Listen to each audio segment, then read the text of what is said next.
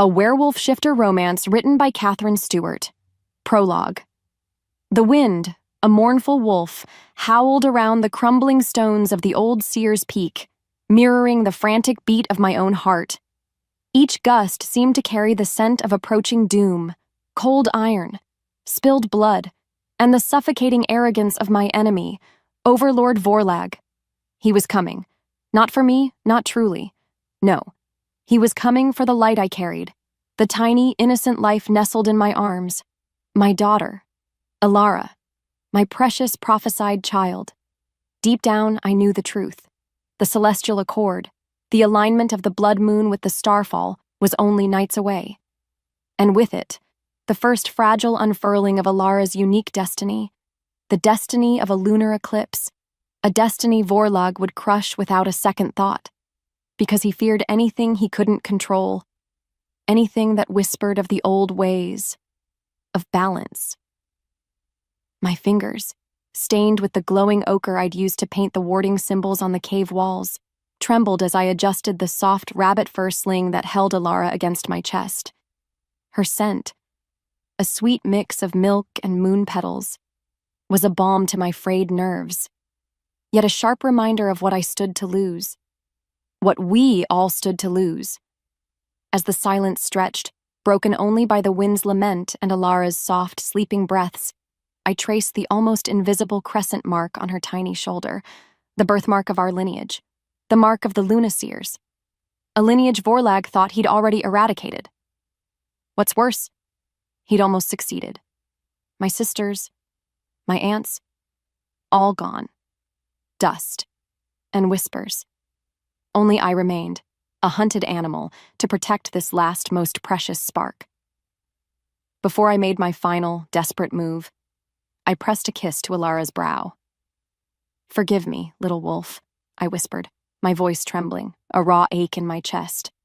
"Forgive me for the life I cannot give you, for the heritage I must hide from you." Because of that, the ritual components were laid out before me on the cold stone floor. A sprig of night-hushed wolfsbane, a tear caught in a shard of obsidian, and a lock of my own silver hair already beginning to lose its luster from the strain of the past few moons. The incantation, ancient and dangerous, a magic Vorlag himself had tried to stamp out, was a desperate gamble. It would sever her connection to our lineage, cloak her true scent, make her seem ordinary, forgotten. It would save her life.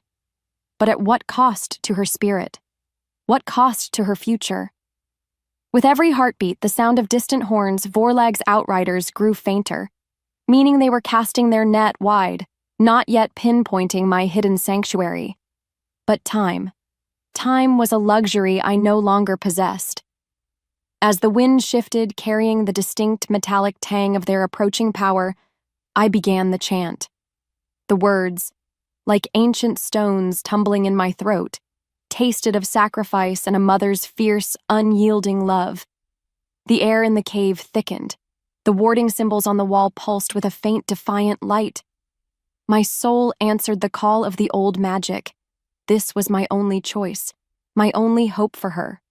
For the future, I would become a ghost in her memory, a forgotten whisper. So that one day, the lunar eclipse might rise again, not knowing the price paid beneath a howling, uncaring moon. And just like that, as the last syllable left my lips, a shimmering, ephemeral veil descended over my sleeping child, and her unique, radiant scent simply vanished. The scent of damp earth and crushed herbs, it always clung to my skirts. A comforting perfume, really, from my days spent with old Maeve, the village herbalist. She wasn't really my kin, not by blood anyway, but she was all the family I'd ever known. Our little cottage? It sat nestled right where the whispering woods started to get a bit too wild for most folks. Maybe it was fate. I lived so close to the things that went bump in the night. This morning, like most mornings, I was out gathering dew-kissed moon-petal flowers, their silvery heads nodding in the pre-dawn gloom. Old Maeve said they were best picked before the sun got too bold.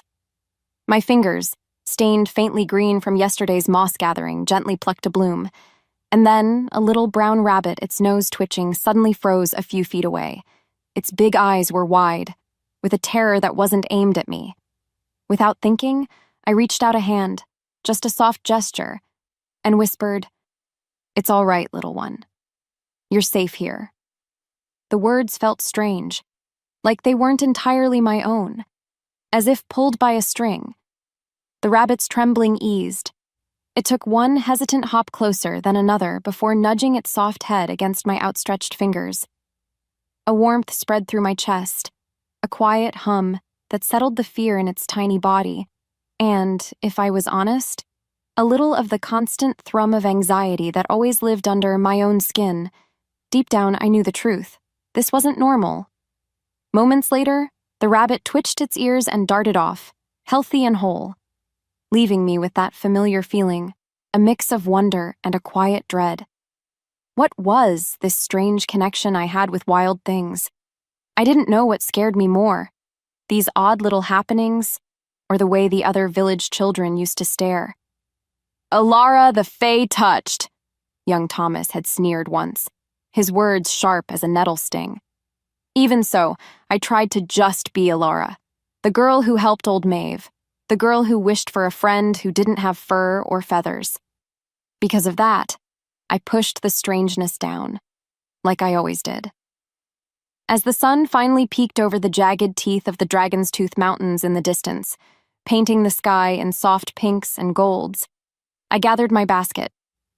I had to get these petals back before Maeve started fussing about the sun stealing their magic. Still, the image of that trusting rabbit and the unusual calm I'd felt lingered like the scent of moon petals on my skin. A sweet, unsettling mystery. That night, the village decided to have one of its rare, noisy celebrations. Something about a good harvest, though our patch never seemed to do much better than just enough. Lanterns, like trapped fireflies, bobbed between the squat, thatched roof houses, casting long, dancing shadows that made the familiar look a bit off. Laughter, rough and loud, bounced off the packed earth square. I usually tried to keep to the edges of these things like a shy mouse. Old Maeve, bless her, insisted I go. "A bit of life will do you good, child," she'd said, her eyes crinkled at the corners like old parchment, holding a knowing look I couldn't quite decipher. So, I went. I was trying to make myself invisible near the big oak tree, when young Lila's prized terrier Pip suddenly went mad. One minute he was yapping happily at a dropped piece of sausage. The next he was a bundle of snarling, snapping fury, lunging at anyone who came near. His eyes were wide and red-rimmed, like something had spooked him right out of his little doggy mind. Panic rippled through the crowd. "Get back!" someone yelled. Men were reaching for sticks. Before I could move, a different kind of energy, sharp and insistent, pulsed through me. It wasn't gentle like with the rabbit. No, this was a spike, a silent command that just happened. The lanterns around me flickered wildly, casting our faces in a stark, strobe-like light, and a wave of something, a feeling, a pressure, shot from me towards Pip. Just like that. The little terrier froze mid-snarl, his body going stiff. Then he whined, a low, confused sound, and he shook his head as if waking from a bad dream. The red faded from his eyes. He looked around, blinked, and then, with a little yip, trotted over to Lila, wagging his stumpy tail as if nothing had happened at all. Everyone stared, first at Pip, then, with a slow, dawning suspicion, at me. The air thickened. Oh, I could feel their eyes, 100 pinpricks on my skin. My heart hammered against my ribs like a trapped bird. I wanted the earth to swallow me whole. Because of that, I mumbled something about feeling unwell and practically fled, the silence that roared behind me far louder than their earlier celebrations. Old Maeve found me later by the stream, my hands shaking. "Some gifts, child," she'd said, her voice softer than usual, "are best kept in the shadows, for not all eyes see kindly." Her words, meant to comfort, only coiled a tighter knot of fear in my belly. What gifts? And why? Why did they feel so much like a curse? Come morning, the village was still buzzing about Pip's strange recovery, and the way the lanterns had danced like mad things right when it happened. I kept my head down, fetching water from the well, my cheeks burning every time I felt someone's gaze linger a moment too long. Truth be told, I wished I could just disappear. Later that day, while I was helping Maeve sort dried nightshade from harmless shadowleaf, a task requiring utmost attention, a different kind of buzz reached the village. It wasn't gossip this time. No. It was the heavy, rhythmic thud of shod hooves on the dirt track leading from the deep woods, the jingle of metal, the low growl of male voices speaking a language that wasn't quite ours, rougher, guttural. Before anyone could properly react, they were there. 5 riders, cloaked in dark, oil-treated leather that seemed to drink the pale afternoon light. Their faces were hard, eyes like chips of ice scanning everything, missing nothing. They sat astride massive, dark-furred horses that snorted and stamped, their breath misting in the surprisingly cool air. One of them, the leader by the set of his jaw and the way the others deferred to him, had a scar that slashed from his temple to his chin, a pale river through a landscape of weathered skin. He wasn't just a man on a horse, oh no. He was a predator, coiled, and dangerous. Even from the doorway of our cottage, I felt a cold weight settle in my chest. These weren't traitors, and they weren't lost. They were looking for something. Or someone. Old Man Hemlock, the closest thing we had to a village elder, stepped forward, his hands held out in a gesture of placation. "Welcome, strangers," he began, his voice a little too high. The leader just stared down at him from his great height, his lips curled in something that wasn't quite a smile. "We seek passage, and perhaps information," the scarred man rumbled, his voice like stones grinding together. His gaze swept over the huddled villagers, and for a terrifying heartbeat, it felt like his eyes, those cold, knowing eyes, lingered on me. As if pulled by a string, my body tensed, ready to bolt. Maeve's hand suddenly gripped my arm, her fingers surprisingly strong. A silent warning. Deep down, I knew the truth. This was a new kind of trouble, a dangerous kind. And it felt like it had ridden in on the wind, straight for us. The air itself seemed to hold its breath, waiting. That night, an uneasy quiet fell over our village, a quiet that felt more like a held breath than peace. And the dreams that came, they were filled with shadows and the glint of cold, watchful eyes. The celestial event Maeve had been muttering about, a blood moon tangled with a night of falling stars, was only 2 days away. And my skin prickled with a strange, insistent energy, as if the very air was alive and whispering my name. The old woman in that pathetic little village, she knew something. I could smell the evasion on her, sharp and bitter like burnt herbs, when I'd questioned her about any unusual occurrences. My men, brutes mostly. Good for intimidation but little else. They hadn't sensed it, but I had. Because of that, even as we rode away, a disquiet settled deep in my gut. A coiling unease that had nothing to do with my father's usual paranoia. My father, Overlord Vorlag, his obsession with stamping out any spark of the old magic, any hint of the seer lineage bordered on madness. Yet his fear, like a contagious disease, had kept him on his throne for decades. That's why he sent us scouring every backwater village on the eve of this damned celestial alignment. A blood moon tangled with a meteor shower. A night whispered to be potent. A night for things to awaken. Truth be told, I usually found these assignments tedious, a waste of my skills. I was Vorlag's son, his heir, a warrior trained to lead armies, not to sniff around hovels for old wives' tales. But then, a flicker. Miles away from that village, as dusk bled purple and crimson across the sky, I felt it. A raw, untamed surge of energy. like a newborn star exploding in the oppressive darkness of my father's rule. It wasn't the disciplined power of a trained shifter. No, this was wilder, more elemental, and it pulsed from the direction of that village. Her village. The girl with the wide, haunted eyes. The one who smelled faintly of moon petals and something else. Something I couldn't quite name, but that stirred a forgotten corner of my soul. My wolf, usually a controlled inferno within me, surged against my ribs, restless, demanding. Without another word to my men, I veered my massive black steed, Nightwind, off the main track. The Overlord will hear of this insubordination, Kalen. One of my father's more loyal hounds, a thick-necked alpha named Boren, growled. I just shot him a glare that could freeze fire. Then he will also hear how you failed to investigate a power surge that could unravel everything he has built. Report back what you wish. I'm going to see. My immediate goal was clear.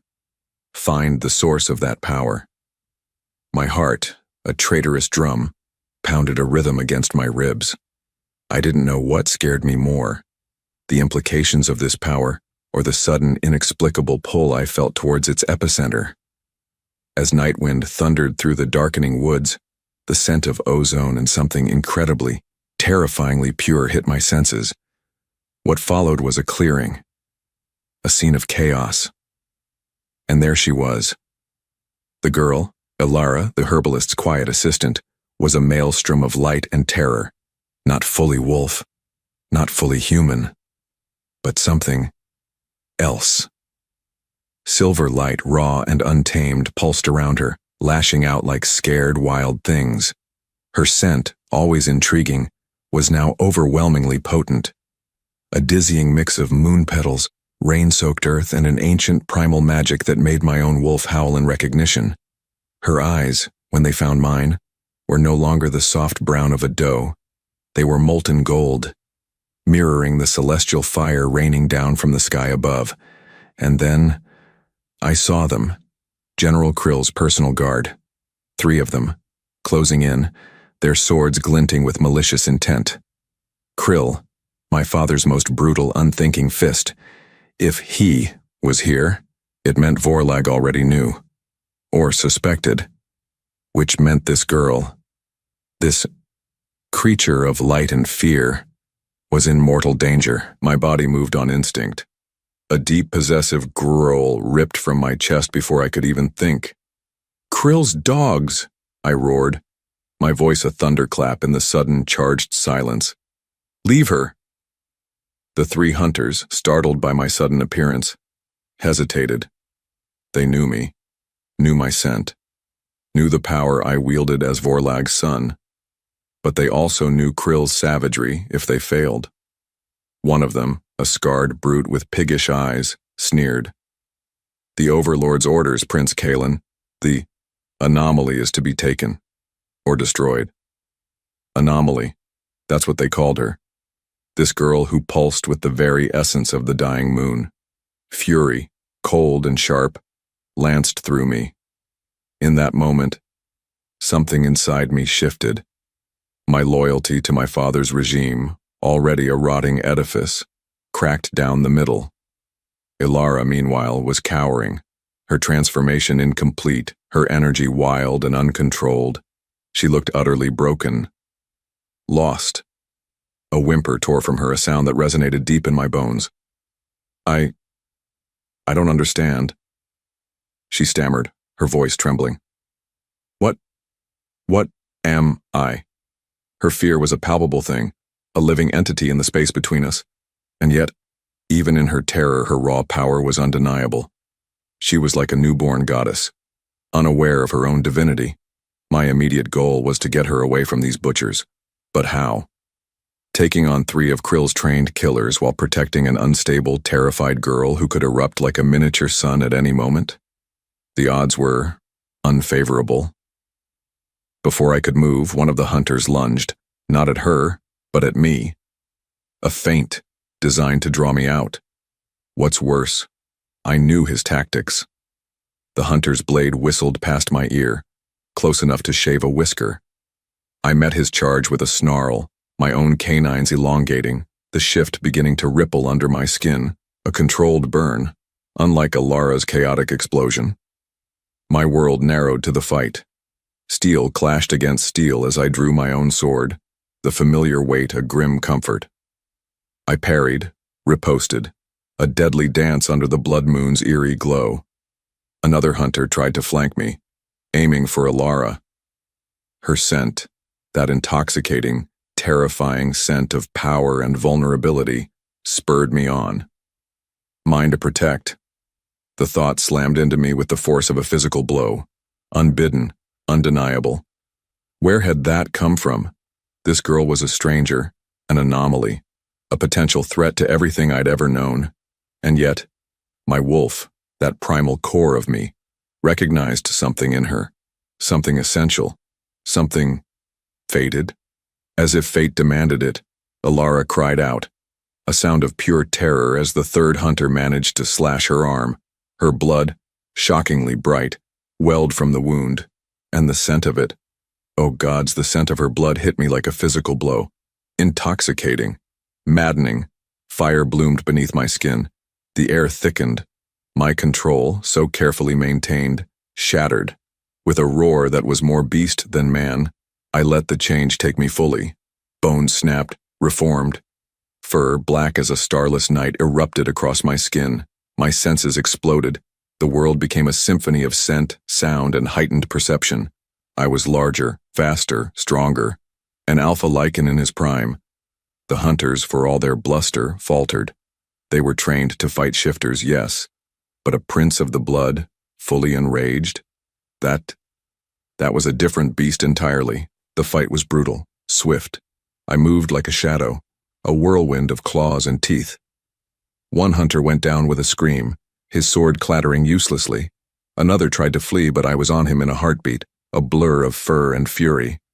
The third, the scarred one who had sneered, actually stood his ground for a moment, his eyes wide with a dawning, horrified understanding. He saw not just Kalen, son of Vorlag. He saw something more ancient, more powerful, awakened by the girl in the blood moon.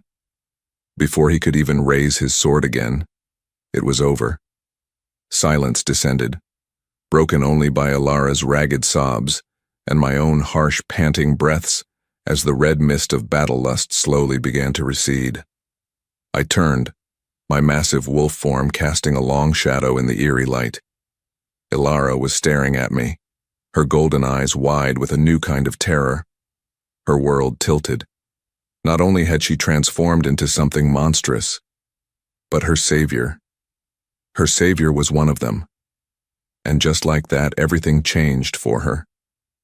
Again. My new immediate goal was clear, even through the lingering haze of the shift. Your old life is over, I managed, my voice a low, guttural rumble that was barely human. If you want to live, you come with me, now. The choice, if it could even be called that, hung heavy in the blood-soaked air between us. His voice, a low rumble that was more beast than man, echoed in the blood-soaked clearing. If you want to live, you come with me. Now. Live? A part of me, the part that was still just Elara from the sleepy village, wanted to curl up and let the forest reclaim me. Because what was living if it meant this monstrous form he wore, the scent of blood thick in the air, the terrifying power that had ripped through me only moments before? Deep down, I knew the truth. My old life was a ghost, a dream shattered into a million pieces. And yet, another part of me, something new and wild and trembling, urged me to my feet. Maybe it was the raw command in his voice. Or maybe it was the glint of something other than savagery in those golden wolf eyes. Something that looked almost protective. I didn't know what scared me more, the dead hunters at his paws or the terrifying prospect of going with this stranger. As if pulled by a string, my battered human legs, slick with my own blood from the gash on my arm, managed to obey. He shifted then. A horrifying, mesmerizing ripple of bone and sinew and fur, until Kalen, the man, if he was just a man, stood before me. He was tall, powerfully built even in human form, his dark hair clinging to his sweat-sheened brow. His eyes, though, they were still that same intense, unnerving gold. He ripped a strip of cloth from his own tunic, his movements surprisingly gentle as he knelt and bound my bleeding arm. The space between us burned, not with heat, but with a strange, thrumming energy. "We need to move," he said, his voice still gruff, but the monstrous edge was gone. "Krill's other hounds will be drawn by the aftermath, and my father's patrols are everywhere." His father? The Overlord? Which meant this Kalen. He was Vorlag's son. My world tilted. Yet again. The man who saved me was the son of the very tyrant Maeve had whispered about in hushed, fearful tones. What followed was a blur of stumbling through the undergrowth, the forest a menacing maze of grasping roots and whispering leaves. Every shadow seemed to hold a new threat. Every rustle of leaves made my heart skip.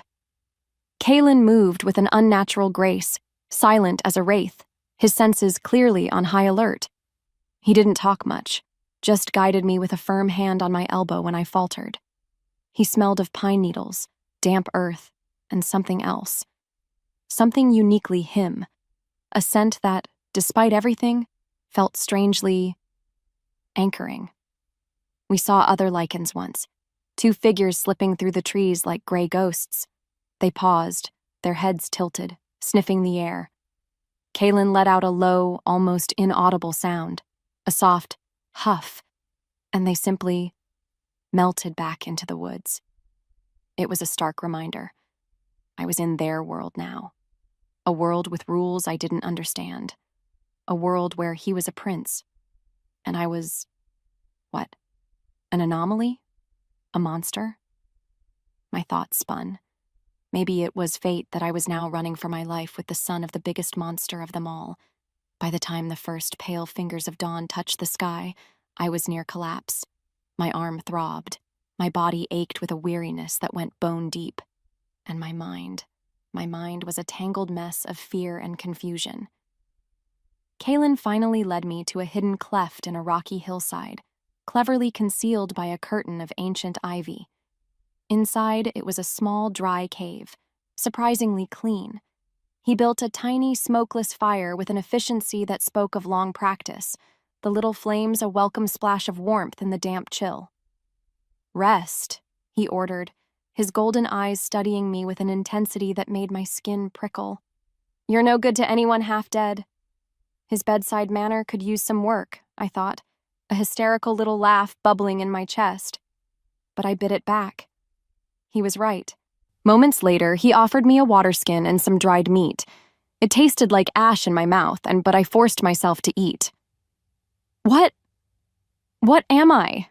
I finally choked out, the question that had been clawing at my throat since the transformation. He was silent for a long moment, stoking the small fire, the flames casting dancing shadows on his hard-planed face. "You're lichen," he said eventually, his voice flat. "Like me.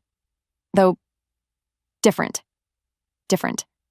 Yes, I was definitely different. That light, the way the dog in the village just stopped. That wasn't normal lichen stuff, was it?" I pressed, a desperate need for answers overriding my fear. With every heartbeat, the silence stretched. He finally looked at me, and for the first time I saw something other than harshness in his gaze. A flicker of curiosity? Maybe even something softer. "No," he admitted, his voice a low murmur. "That wasn't normal, even for us." He tried to explain then, bits and pieces, about shifters, about alphas, betas, omegas, about the moon's pull, about the raw power that lived in our blood. He spoke of his father's laws, the suppression of what he called deviant abilities, anything that didn't fit Vorlag's rigid definition of lichen strength. As he talked, I felt a strange stirring inside me. Not just fear, but something else. A flicker of the wolf. My wolf. I felt it, clear as day. It was a part of me. Terrifying, yes, but undeniably me. And the bond? I whispered, thinking of that jolt when our eyes first locked in the clearing, that strange energy that still hummed between us. Why did I feel... He looked away then, his jaw tight. Some lichens, he said, his voice carefully neutral, are fated, destined for each other. The bond. It's a recognition. Soul deep. Fated? To him? To the son of Vorlag? Something inside me shifted. This new world. It was getting more complicated and more dangerous by the second. We stayed hidden in that cave for 2 days, 2 days of Kalen teaching me the barest essentials of survival in his world. He showed me how to mask my scent using certain crushed leaves. Apparently, my unique aroma was like a beacon. He tried to get me to call the wolf again, to try and shift. No matter how hard I tried, I couldn't. The memory of that first agonizing, terrifying transformation was a wall of ice in my mind. Just the thought of it made my breath catch. You have to learn control, Elara, he'd said, his voice laced with an uncharacteristic frustration. That raw power, and if it erupts without your guidance, it could kill you, or draw every one of my father's hunters down on us. Deep down, I knew the truth. He was right. But fear was a stubborn mule. On the third night, as the wind howled outside like a hungry beast, Kalen announced we had to move. This place isn't safe anymore. My father's patrols are like ants. They'll eventually stumble on even this. His plan was to take me to an old recluse, a shifter named Silas who lived deep in the Blackwood marshes. Someone Kalen believed might understand my unique situation. Someone outside Vorlag's immediate reach. The journey was even more harrowing than the first flight. We traveled mostly at night, the moon a sliver of silver in the inky sky. Kalen taught me to listen to the forest, to the snap of a twig, the rustle of unseen creatures, the distant howl of a wolf that wasn't him. He was a demanding teacher, his patience thin, but his protectiveness. It was a constant, warm shield around me. With his scent in the air, a strange mix of pine, earth, and something wild and musky that was purely Kalen, I actually started to feel a tiny bit safer. A beat later, I'd scold myself. Safer with him? The son of the Overlord? It made no sense. Then, as we navigated a narrow ravine, shadows danced between us. Without warning, 3 lichens blocked our path. These weren't Vorlag's uniformed guards. No, these were wilder, clad in rough furs, their eyes burning with a feral light. They carried crude axes and bone knives. One of them, a hulking brute with a matted gray pelt even in his human-leaning form, sniffed the air. A low growl rumbled in his chest. Well, well, what have we here? He sneered, his gaze fixing on me with a predatory intensity.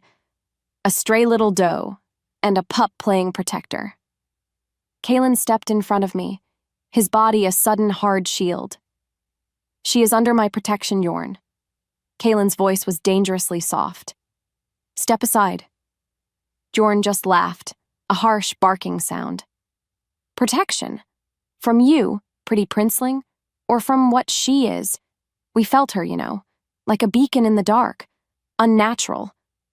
My heart skipped. They knew. They'd felt my power. The air thickened. Time stood still. This was it. My first real test in this terrifying new world.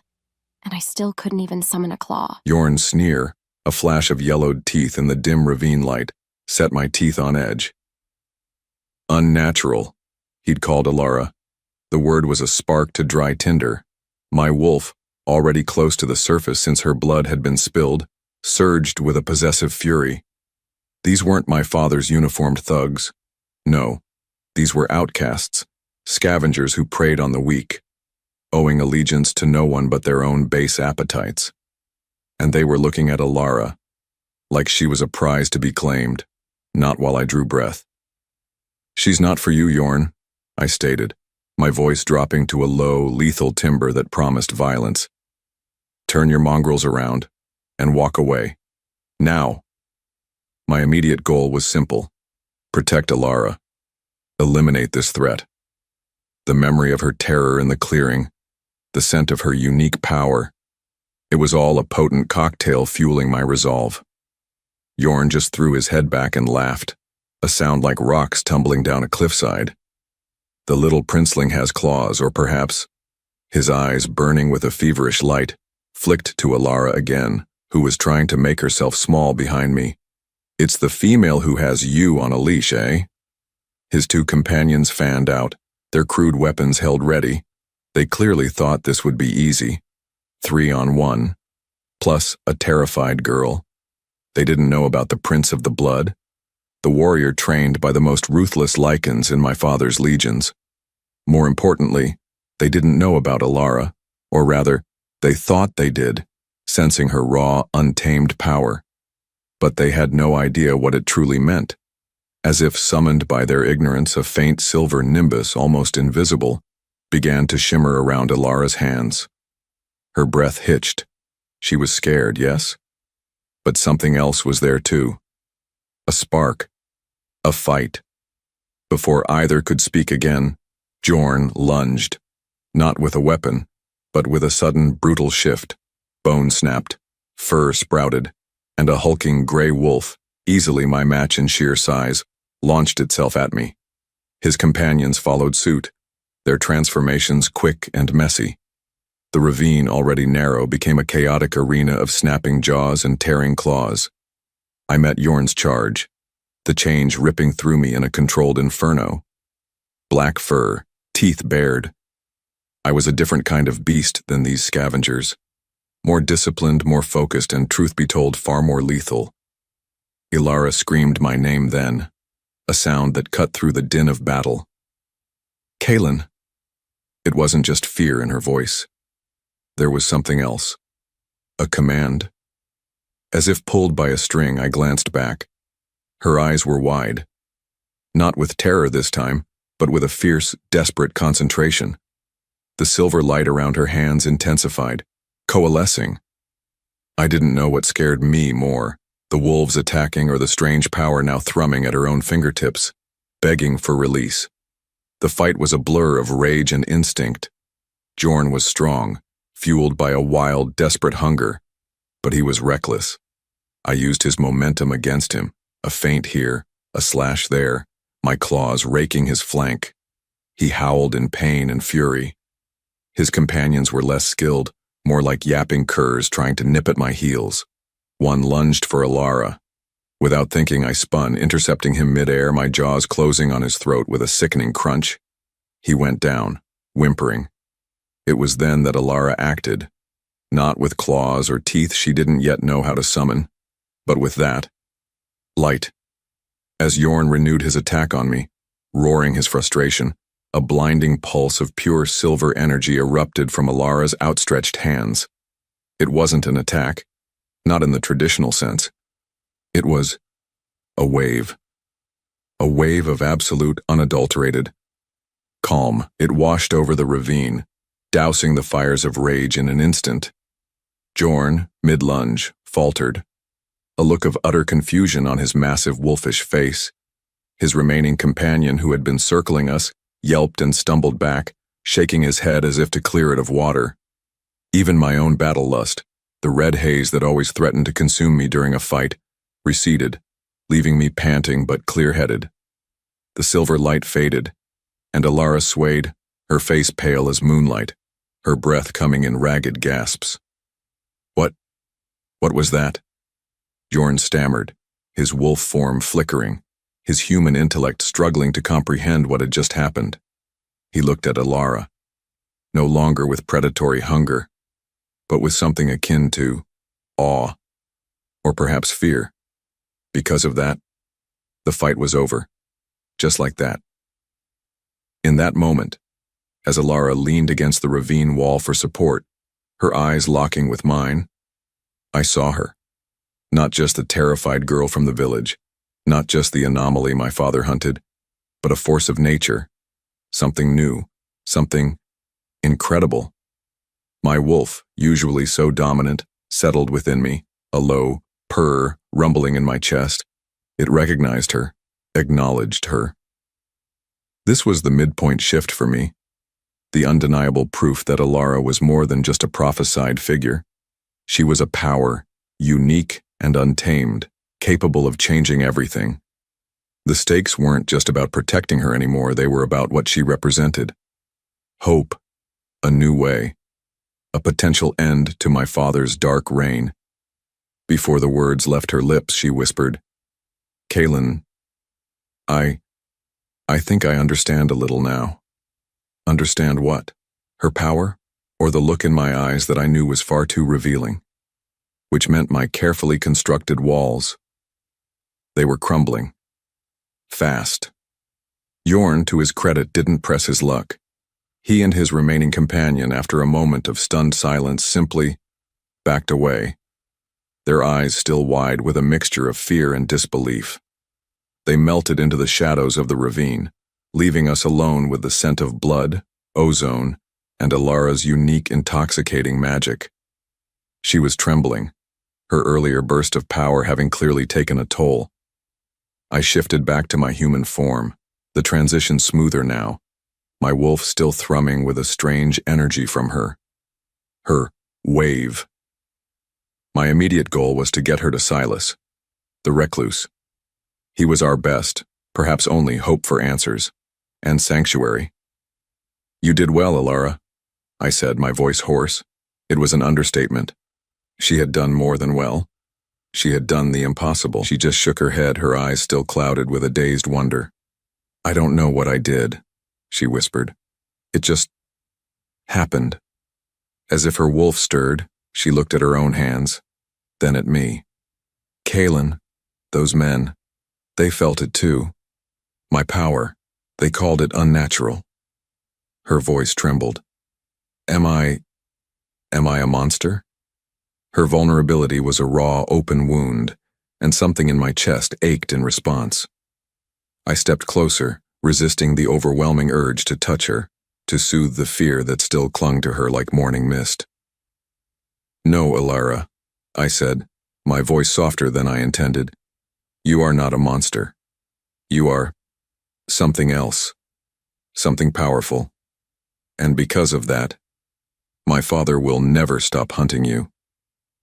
The truth hung heavy between us.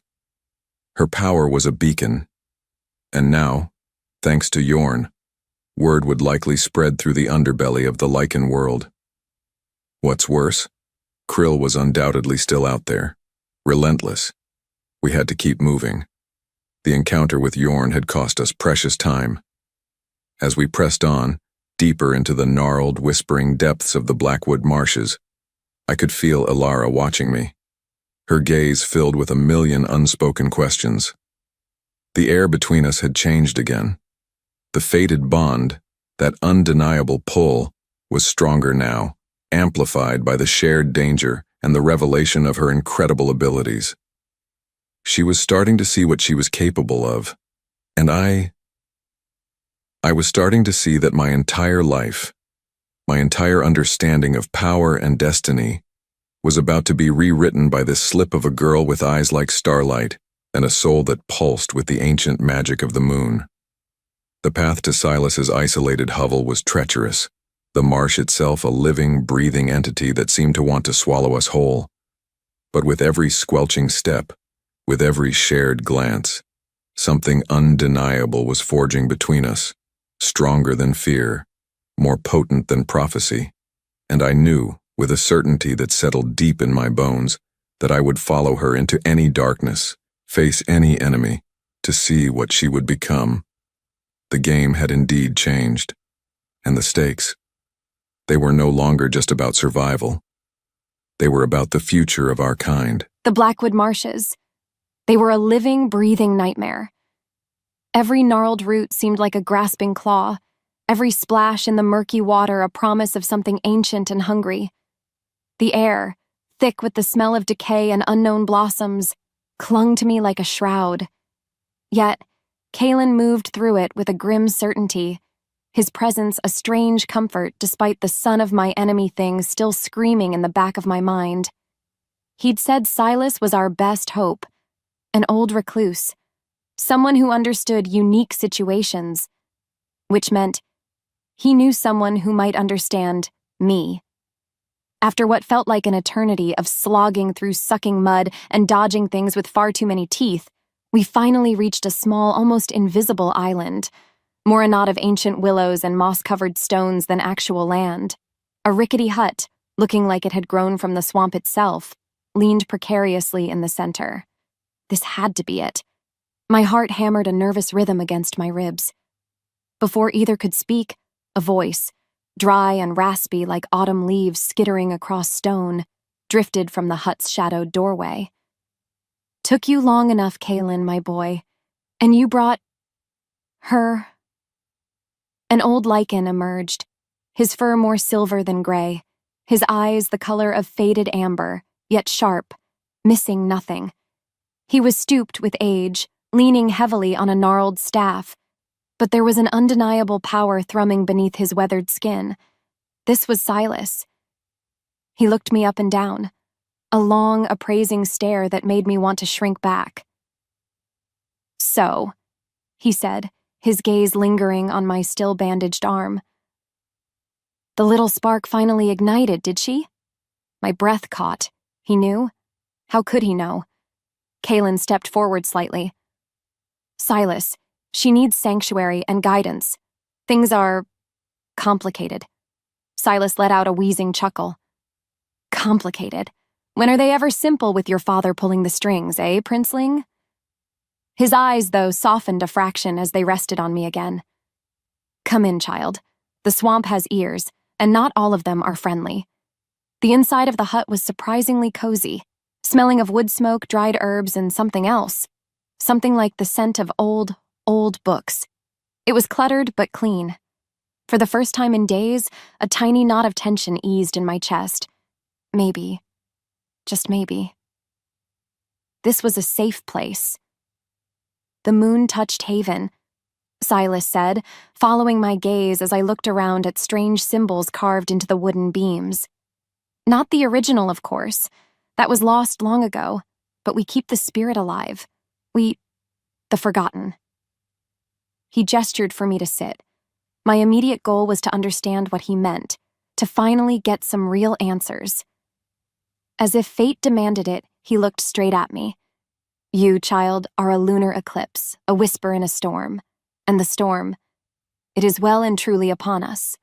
Lunar eclipse. The words hung in the smoky air of Silas's hut, heavy with a meaning I couldn't yet grasp. Silas spent the next few days explaining, his voice a low, mesmerizing drone, like the buzzing of unseen insects in the marsh. He spoke of ancient prophecies, of lichens whose powers were tied not just to the full moon, but to the delicate balance of all lunar phases, even the hidden power of the new moon and the transformative potential of an eclipse. He said these lichens, the lunar eclipses, were harmonizers, balancers. Capable of wielding unique abilities, Vorlag had tried to erase from history because he couldn't control them. Things like my calming wave, my light. Things like potentially understanding the whispers of our ancestors, a skill lost to most. Because of that, my head spun with revelations. My mother. Maeve had always hinted my mother was special. Silas confirmed it. She had been a Lunar seer, one who saw the tangled threads of fate, and she had known what I would be. Her sacrifice in hiding me, erasing my scent from the lichen world, suddenly took on a new, heartbreaking dimension. Kalen, meanwhile, was restless. He'd prowl the small island like a caged wolf, his golden eyes constantly scanning the swamp, his ears always pricked. The fated bond between us was a living thing now, a silent hum beneath my skin, a constant awareness of him, his moods, his anxieties. One evening, as fire bloomed beneath my skin from just the accidental brush of our hands as he passed me a bowl of stew, he finally spoke of his father. "He summoned me," Kalen said, his voice tight, his back to me as he stared out at the darkening marsh. "Before I found you in the clearing, he suspects. Not about you, specifically, not yet. but he felt the energy surge. He knows something is shifting. He turned then, and the torment in his eyes was a raw, open thing. He commanded me to report anything, anyone, unusual. He implied consequences. For my clan, the Direfangs, if they were found lacking in loyalty. The Direfangs, his people. I saw the trap Vorlag was laying for him. How could he choose between his father's tyranny, his people's safety, and me? Deep down, I knew the truth. Kalen was walking a razor's edge, and I was the one who had put him there. "You should go," I whispered, my chest aching. "Report to him. Tell him you found nothing." His head snapped up, his eyes blazing. "And leave you here? Alone?" The thought was clearly unthinkable to him. "Silas is here," I argued, though my voice trembled. I'll learn." He strode across the small space in 2 heartbeats, his presence suddenly overwhelming. "Elara?" His voice was a low growl, his scent, pine and wildness in him, enveloping me. "My father will not stop. He will use anyone, anything.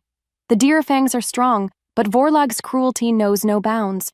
What's worse, he now has a taste of your power, even if he doesn't understand it. He will connect the dots." He reached out, his fingers gently tracing the line of my jaw, sending shivers down my spine. "I am not leaving you." The finality in his voice was absolute, and just like that, everything changed. His choice was made. He was choosing me. Us. And that meant open rebellion against his father, the most powerful Lycan in the land. The personal stakes for him were now everything. What followed was a period of intense, almost desperate learning. Silas, despite his age, was a surprisingly demanding teacher. He pushed me, not just to understand my abilities, but to feel them, to embrace the wolf that still shied away within me. "The eclipse is not just about light, child," he'd rasp, tapping his staff on the floor for emphasis. "It is about balance, light and shadow, human and wolf. You cannot command one without embracing the other." He taught me breathing techniques, meditative stances that were supposed to help me connect with my inner wolf, to feel the thrum of lunar energy that was apparently my birthright. No matter how hard I tried, the full shift still eluded me, the fear a cold knot in my belly. But other things started to happen. The silver light I could summon, I learned to shape it, just a little, into a shimmering shield. The calming wave? Silas showed me how to direct it, to soothe the agitated swamp creatures, even to gently nudge Kalen's ever-present tension when he wasn't looking. He also spoke of ancestral communion, the ability of some Lunar seers to touch the wisdom of those who came before. "It will come," he'd said, his amber eyes knowing, "when you are ready to listen." Kalen, in the meantime, became my shadow, my protector, my something more. His decision to defy his father had settled a new resolve in him. He trained me in combat, the basics of how to use my smaller size and agility if I ever found myself cornered without my light tricks, as he sometimes called them, a rare hint of teasing in his voice. The physical closeness during these sessions, it was a sweet torture, the brush of his arm against mine, the heat of his body as he corrected my stance, his scent filling my senses. It was overwhelming. The bond pulsed between us, a silent conversation that spoke of growing trust, shared danger, and a desire that simmered just beneath the surface, hot and undeniable. One rain-lashed afternoon, while we were huddled in the hut, the swamp a symphony of drumming water, the tension broke. He'd been showing me a disarming move, and I'd stumbled, landing against his chest. The moment their eyes locked, the world narrowed to the space between us. His scent was intoxicating. "Elara." Her name was a rough whisper on his lips. Before either could speak further, a piercing howl cut through the storm. Not a swamp creature. This was Lycan. And it was close. Kalen was on his feet in an instant, his body tensing, a low growl already rising in his throat. Silas, too, was alert, his ancient eyes sharp. "They found us," Silas stated, his voice grim. "Vorlag's hounds. Or perhaps..." Yorn decided to share his discovery. My heart skipped. "Krill? Here?" Kalen looked at me, his golden eyes blazing with a fierce protectiveness. "Stay behind me," he commanded. This was it. My training, however incomplete, was about to be tested. My fear was a cold fist in my stomach. But as I looked at Kalen, standing ready to defend me, something inside me shifted. My wolf stirred. Not in terror this time, but with a nascent, protective instinct of its own. My body moved on instinct, as if the forest watched. The faint silver light began to gather around my hands again, unbidden. But this time, it felt less like a frightened outburst and more like a weapon being drawn. The fight for our survival, it had just reached our doorstep. The howl ripped through the storm-lashed air. Too close. Too damn close. Silas was right. They'd found us. My wolf surged, a familiar fire in my veins, but this time, it was a controlled burn, honed by years of my father's brutal training. Elara, bless her brave, terrified heart, actually had a faint silver light gathering around her hands. She was learning, growing. But this was a pack of Vorlag's trained hounds. I could smell their disciplined aggression even over the swamp's fetid breath, probably led by someone like Krill. Not Jorn's rabble. This was a siege. "Stay behind me," I roared at her again, shoving her towards the dubious safety of Silas's crumbling hut. My immediate goal was to hold them at the causeway, the narrow spit of land that was the only defensible approach to Silas's island. If they got past me, Elara and Silas wouldn't stand a chance. Before she could move further, they burst from the tree line, a dozen of them, maybe more, their forms already blurring, shifting into monstrous wolf shapes even as they charged. Their eyes burned with a fanatic light, the mark of Vorlag's brainwashing, and leading them, his massive, scarred form a nightmare in the lightning flashes, was General Krill himself. His lips were curled back in a predatory snarl, his gaze fixed on Elara. Damn it all. My shift was a violent release, a roar tearing from my throat as black fur and muscle exploded outwards. I met Krill's charge head-on. The impact was like two battering rams colliding. Claws tore, teeth snapped. The rain lashed down, turning the mud beneath our paws into a slick, bloody mire. I was fighting not just for my life or Elara's, but for that tiny, insane spark of hope she'd ignited in me. The hope that my father's reign of terror wasn't the only future for our kind. What followed was a desperate, brutal ballet of death. I fought with the skill of a prince, the savagery of a cornered alpha. Silas, old as he was, joined the fray, his gnarled staff whistling through the air, cracking against bone with surprising force. His own shift a slower, more deliberate thing, but no less fierce.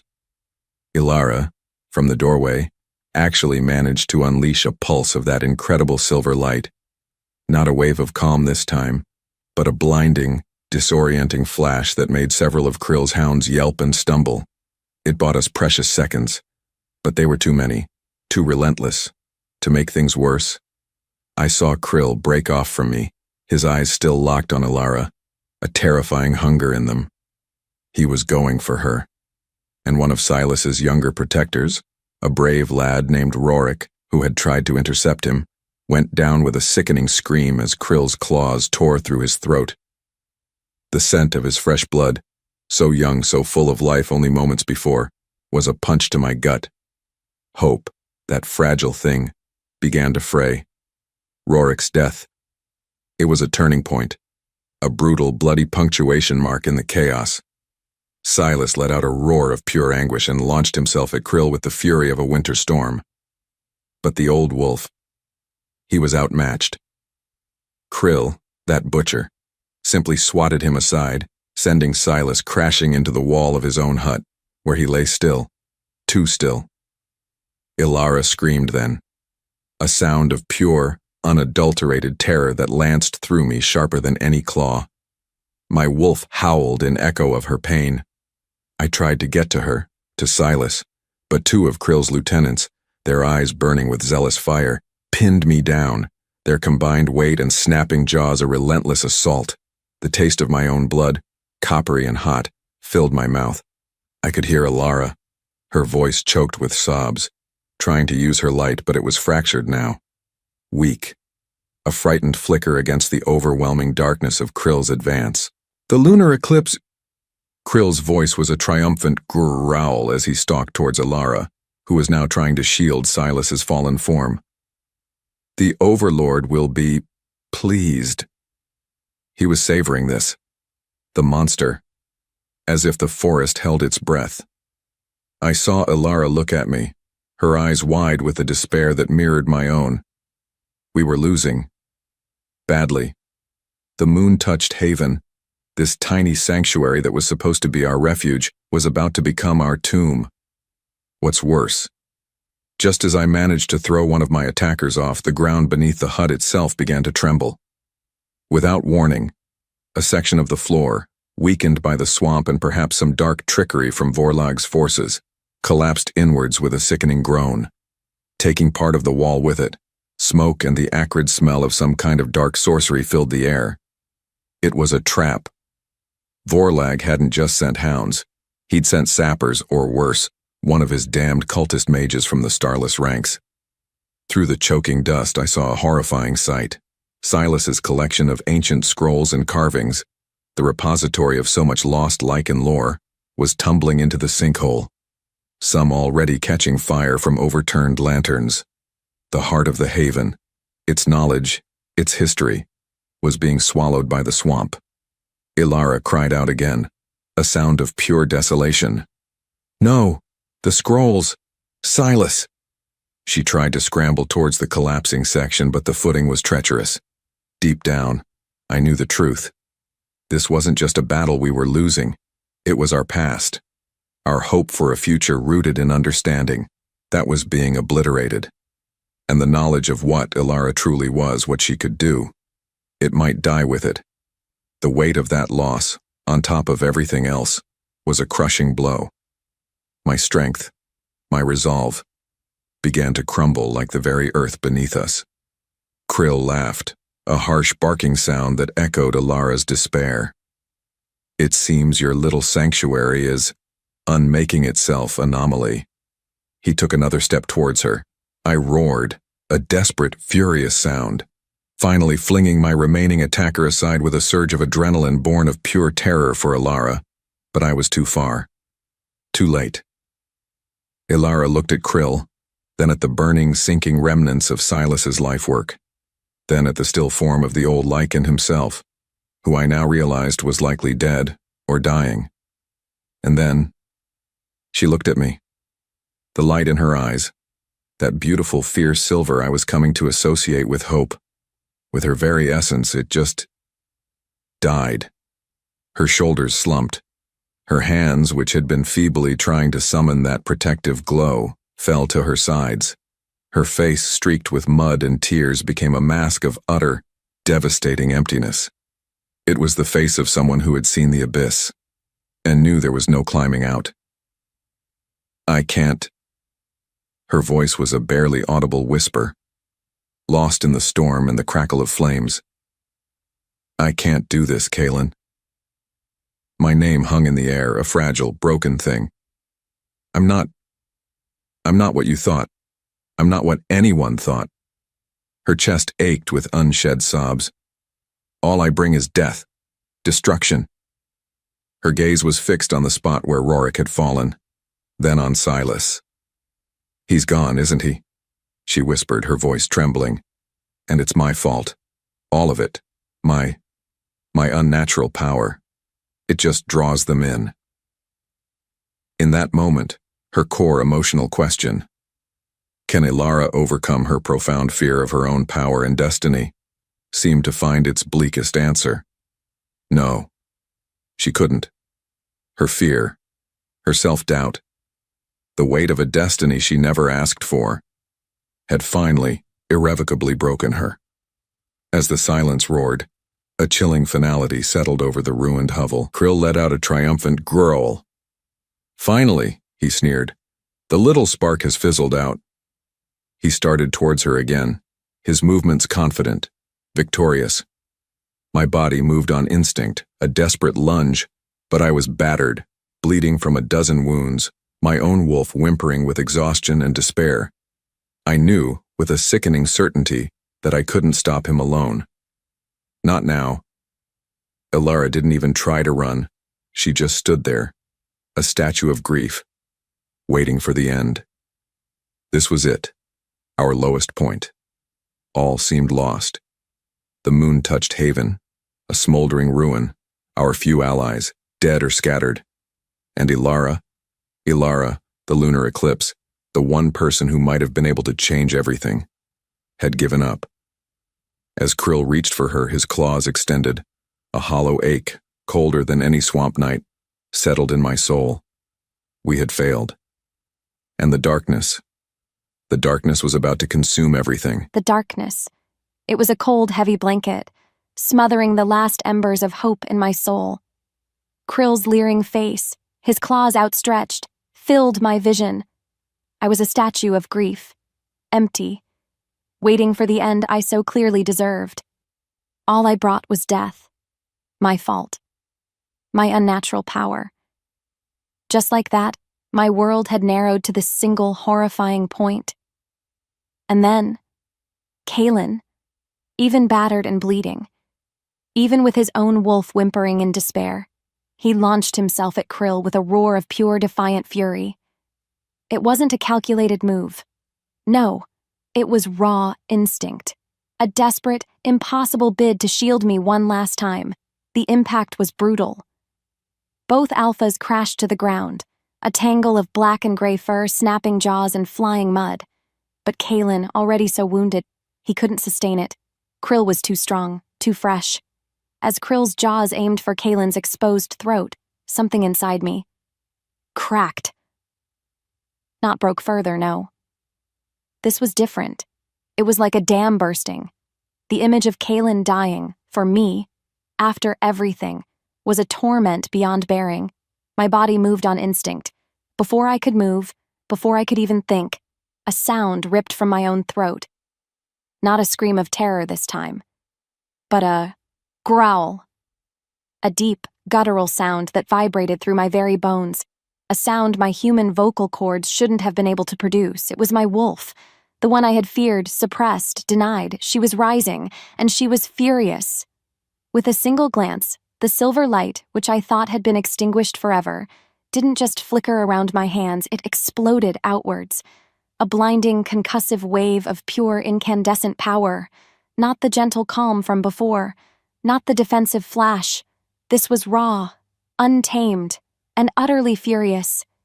It slammed into Krill, throwing him off Kalen with the force of a thunderclap. He yelped, a sound of shock and pain, his fur actually smoking where the light touched him. My light, my power. It wasn't just a beacon for monsters, it was a weapon against them. As if summoned by this realization, a voice whispered in my mind, clear as a struck bell. Not a cursed child, a shield, a sword, the balance. It sounded like Silas, but it also sounded like my mother, a faint echo from a dream I couldn't quite recall. The core emotional question that had haunted me, whether I could overcome my fear, suddenly had a new, fiercely defiant answer pulsing through my veins. Maybe it was fate that I had to hit rock bottom to finally understand. Deep down I knew the truth. Giving up was never an option. Not while Kalen still breathed. Not while my people still suffered. The climb back began in that instant, fueled by a love I hadn't fully acknowledged and a power I was only just beginning to claim. Krill, stunned and singed, scrambled back, his eyes wide with a new, very real fear. My light, still pulsing around me like a living aurora, held him at bay. Kalen, coughing, struggled to his feet, staring at me with an expression of utter, disbelieving awe. "Elara," he choked out, his voice rough. The space between us burned, but this time it wasn't just the fated bond. It was shared resolve. The turning point from despair was absolute. I felt different, changed. The fear was still there, a cold serpent in my belly, but now it was coiled around a core of incandescent rage and a terrifying, exhilarating sense of purpose. My immediate goal was no longer just to survive, but to fight, to end this. "We're not done yet," I said, my voice surprisingly steady, resonating with an authority I didn't know I possessed. The silver light around me softened, no longer lashing out, but humming with controlled power. I looked at the devastation around us, the burning hut, the bodies of our fallen friends. Silas. A fresh wave of grief washed over me, but this time it didn't drown me. Instead, it fueled the fire. Silas, Rorik. They didn't die for nothing, Kalen. He nodded slowly, his golden eyes locking onto mine, a silent understanding passing between us. The echo of his earlier despair was replaced by a grim determination. "No," he said, his voice regaining its strength. "They didn't." As if fate demanded it, from the swampy edges of the ruined haven, figures began to emerge. Survivors. Lichens from the Sunstone Guardians, their amber eyes reflecting the firelight. A few stealthy whisper-wind nomads. Even 2 Direfang warriors Kalen recognized, their expressions grim but resolute. They had seen my display. They had seen Creel falter. Hope, it seemed, was a stubborn weed. What followed was a council of war held amidst the ruins, lit by the dying flames and my own unwavering light. My thoughts spun, but with a new clarity. "Vorlag," I began. "He draws power not just from fear, but from the suppression of our true lichen magic. He's hosting a grand conclave under the next full moon, a week from now at the old Sunstone Citadel. He means to declare his new order absolute, to demand fealty from all clans, and to probably make an example of any dissenters." How did I know this? The words just came. Ancestral communion? A whisper from Silas? I didn't question it. "That's where we strike," I declared. "Not with an army we don't have, but with the truth, with the light. We expose him. We show the clans what he truly is, what we truly are." It was a mad plan, suicidal even, but it was the only plan we had, the only way to use my unique abilities to their fullest. Kalen looked at me, a slow, fierce smile spreading across his face. "A whisper in a storm, Silas called you," he murmured. "It seems the storm is about to break." Gathering our meager forces was the first step. There weren't many of us, perhaps 24 lichens who had survived the haven's fall, or who now rallied to our desperate cause. Each one, though, burned with a fierce, quiet resolve.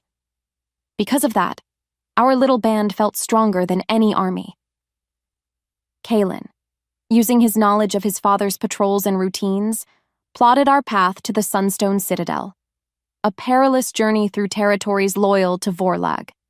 My new immediate goal was to hone my control, to understand the whispers of power that now flowed through me more freely. The light was less wild now, more responsive to my will. I could feel my wolf too, not as a separate, feared entity, but as an intrinsic part of me, her instincts, her strength, her courage, merging with my own. The full shift still felt just out of reach, like a word on the tip of my tongue, but the barrier of fear was dissolving. The journey was fraught with tension. We moved like ghosts, mostly under the cloak of darkness, the moon our only constant companion. Kalen was always by my side, his presence a steady reassurance. The bond between us deepened with every shared danger, every silent conversation conveyed with a glance. There were no more accidental touches now. Instead, there were deliberate moments, his hand steadying mine as we crossed a treacherous ridge, his arm brushing mine as we huddled for warmth, sending jolts of awareness, of want through me that had nothing to do with fear and everything to do with the man beside me. As fire bloomed beneath my skin during these moments, I knew this connection was more than just fate. It was a choice, a lifeline. One night, as we rested beneath the vast, star-dusted canvas of the sky, he took my hand, his calloused fingers interlacing with mine. "When this is over, Elara," he began, his voice a low rumble. He didn't finish. He didn't need to. The promise hung in the air between us, more potent than any words. As we neared the Sunstone Citadel, a massive, ancient fortress carved into the side of a mountain, the air grew heavy with an oppressive energy. Vorlag's power was like a suffocating blanket here. We could see the banners of countless clans already gathering, their warriors grim-faced, their alphas radiating a nervous tension. Many were here under duress, Kaelin explained, their loyalty to Vorlag a fragile thing born of fear, not respect. This was our chance, our only chance. My heart hammered against my ribs. I didn't know what scared me more, the thought of facing Vorlag or the thought of failing these brave few who had put their trust in me, in us. On the eve of the conclave, as the full moon, fat and silver, began its ascent, we found our hidden entry point into the citadel, an ancient, forgotten lava tube Kaelin knew from his youth. The moment of direct confrontation was imminent. There was no turning back. Our world tilted towards its destiny. The air inside the Sunstone Citadel was thick with tension, a palpable thing you could almost taste, like ozone before a lightning strike.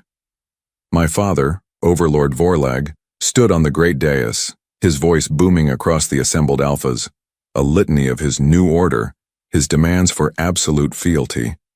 His power, dark and oppressive, rolled off him in waves designed to cow, to intimidate. Many of the alphas shifted uneasily, their eyes darting, their loyalty clearly a thin veneer over a deep well of fear. Our small group was positioned in the shadows of the upper galleries, just as planned. Elara, beside me, was a beacon of calm, silver light, almost invisible to the naked eye, humming faintly around her. Her fear was there. I could feel it through our bond, a fine tremor, but beneath it was a core of tempered steel I'd come to recognize. My immediate goal, create the diversion, draw my father's and Krill's attention, give Elara the opening she needed. My heart pounded a war drum against my ribs. For her, for us, for all of them. Before she could move, before I could give the signal, General Krill, damn his black soul, seemed to sniff the air, his scarred head snapping up towards our position. "Traitors! In the gallery!" he roared, his voice cutting through Vorlag's speech. So much for surprise. My father's eyes, chips of obsidian, narrowed, a low growl building in his chest. Without another word, I launched myself from the gallery, a black, furred streak of retribution, directly at Krill. We crashed onto the main floor amidst the startled cries of the assembled alphas. The fight was immediate, brutal. Krill was a force of nature, all rage and brute strength, but I was fueled by something more, a desperate love, a burning need for justice. Claws raked, teeth snapped. We were a whirlwind of fury. Out of the corner of my eye, I saw Elara step into the light of the great hall, and then, her voice, clear and resonant, amplified by her unique power, cut through the chaos. "Lycans, alphas, you are being deceived." Vorlag turned, his face a mask of fury. "Silence the anomaly!" he bellowed. But Elara stood her ground. The silver light around her intensified, no longer just a shimmer, but a radiant, undeniable presence. "Your overlord draws his strength not from the true lunar power that is our birthright," she declared, her voice ringing with a truth that even the most cowed alphas couldn't ignore, "but from a shadow that devours it, a darkness that feeds on your fear, the starless cult." As if summoned, shadowy tendrils, almost invisible before, seemed to writhe around Vorlag. emanating from a dark amulet around his neck I'd never truly noticed before. Gasps of horror rippled through the hall. Elara then raised her hands and the light exploded from her, not as a weapon, but as a cleansing fire, a wave of pure, harmonizing energy that washed over the assembly. It didn't burn. It revealed. It soothed. It awakened. The oppressive fear in the hall lessened, replaced by a stunned, dawning awareness. Vorlag roared, not in power, but in pain, as if the light was severing his connection to the amulet, to the cult. Krill, momentarily distracted by Elara's display, left himself open. I didn't hesitate. My fangs found his throat. It was over for him. The core emotional question of Elara's journey, her fear of her own power, was answered with a resounding, luminous yes. She was the beacon. And she was magnificent. The moment Krill fell, a collective gasp, then a stunned silence filled the great hall. My father, Overlord Vorlag, staggered on the dais, clutching the dark amulet at his throat. The shadowy tendrils that had clung to him writhed and then dissolved, as if Elara's light had starved them. His face, usually so imperious, was contorted in a mixture of rage and, unbelievably, fear. He looked diminished, smaller. The oppressive weight of his power, which had suffocated the clans for decades, had noticeably lessened, almost as if a dark cloud had been partially lifted. Many alphas who had cowered before him moments ago were now on their feet, their expressions shifting from terror to a dawning, uncertain outrage. They were looking at Vorlag, then at Elara, who still shone with that soft, unwavering silver light, then at me, as I stood panting over Krill's still form. What followed was a tense, uncertain standoff. No one moved. No one spoke. The truth unraveled in the heavy silence. Elara took a step forward, her light a gentle caress rather than a weapon now.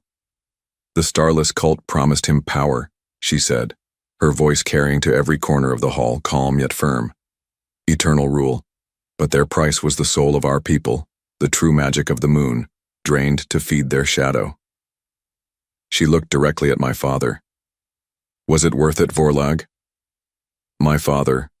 He just stared at her, his chest heaving. For a moment I thought he might lunge, might try one last desperate act of tyranny. But then, something in him seemed to crumple, the fight, the fury drained out of him, leaving behind an old, bitter man. He sank to his knees on the dais, the amulet falling from his nerveless fingers and clattering onto the stone floor, its dark gleam now looking pathetically dull. He didn't speak. He didn't have to. His defeat was total, more profound than any physical blow could have inflicted.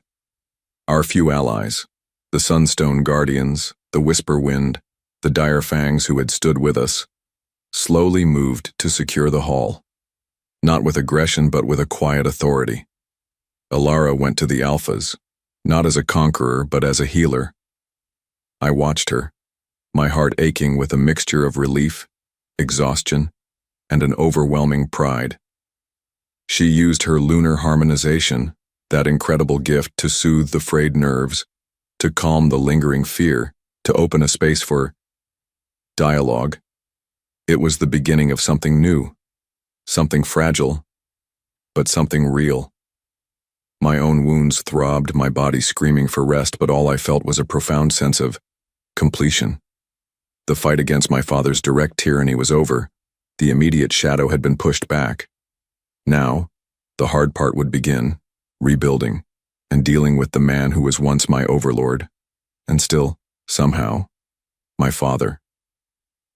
In the quiet that followed, after Vorlag was taken into custody, not by force, but by alphas who had once served him, their faces grim with the weight of their new responsibilities, a council was formed, not of one ruler but of many. Representatives from each clan, even those who had stood with Vorlag out of fear, were invited. Elara, her silver light now a soft, reassuring glow, addressed them. She spoke not of vengeance but of healing, not of power but of balance. She spoke of the old ways, of the true lunar magic that resided in all of us, suppressed for too long. "I am not your new overlord," she stated, her voice clear and true. "I am a lunar eclipse. My purpose is to help restore what was lost, to help us find harmony again. The future of our people lies not with one alpha, but with all of us, together." Her words resonated with a wisdom that belied her years. I stood beside her, no longer just Kalen, son of Vorlag, or Kalen, the rebel alpha, but Kalen, partner to the lunar eclipse. My own transformation was complete.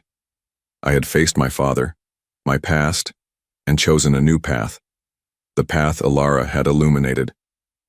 The clans, hesitant at first, began to talk.